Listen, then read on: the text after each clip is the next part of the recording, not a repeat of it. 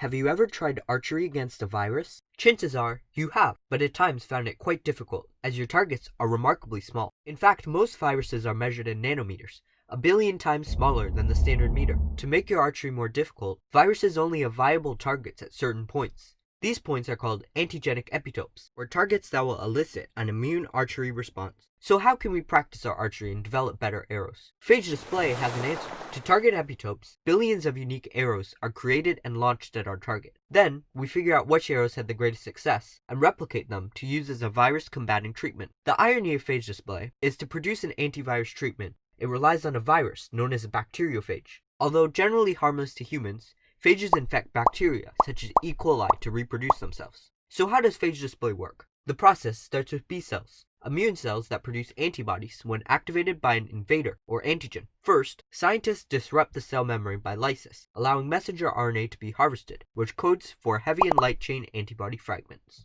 After, the process of reverse transcription is used to transcribe the mRNA into DNA, which is more stable. Then, the antibody DNA is inserted adjacent to the DNA for a phage coat protein and inserted into a phage vector. This means that every time the coat protein is made, an antibody is made along with it.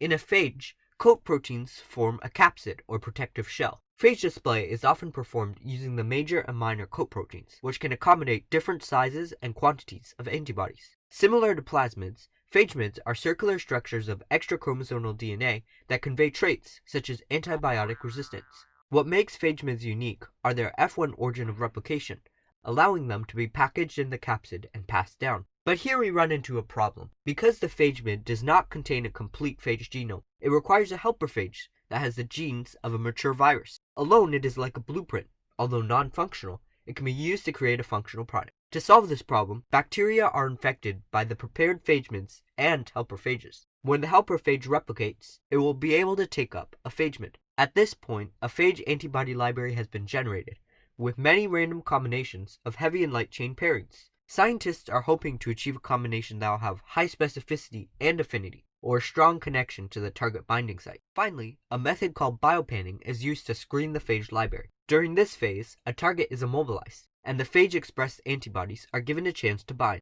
Then, a wash is performed, leaving behind the binders. These phages can then be sequenced, or the panning process can be repeated. When antibodies with the required attributes have been attained, they are analyzed by many assays, such as binding assays to identify species cross-reactivity. After the antibodies have passed this stage of testing, they can be made into a treatment. So the next time you get sick, remember the importance of antibody archery and consider practicing it in the future to target and eradicate disease.